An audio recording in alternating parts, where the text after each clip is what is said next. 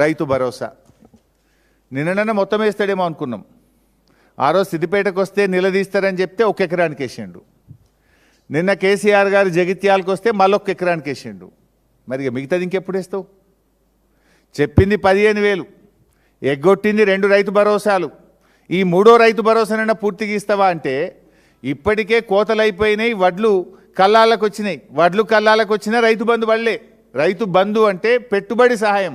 పంట చేతికి వచ్చినా నీ పెట్టుబడి సహాయం రాలే.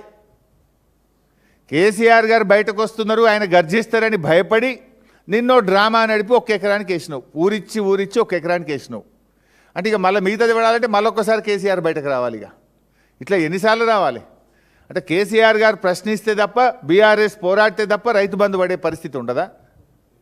నువ్వు ఆ రోజు ఏం చెప్పినావు? సిద్దిపేటకు వచ్చినప్పుడు మార్చి 22 నాడు 20 రోజుల్లో మిగతా పైసలు వేస్తా అన్నావు, వేయలే. అంతకుముందు ఏం చెప్పినావు? మున్సిపల్ ఎన్నికల్లో లబ్ధి పొందడానికి మిర్యాలగూడ సభలో మున్సిపల్ సభలో మాట్లాడుతూ ఎన్నికల కోడ్ అయిపోగానే రైతు భరోసా ఇస్తా అన్నావు, వేయలే. సిద్దిపేటలో చెప్పినావు, వేయలే. నిన్న కేసీఆర్ గారు వెళ్తే మొత్తం వేస్తున్నా అన్నావు, మళ్ళీ 1 ఎకరానికి వేసినావు.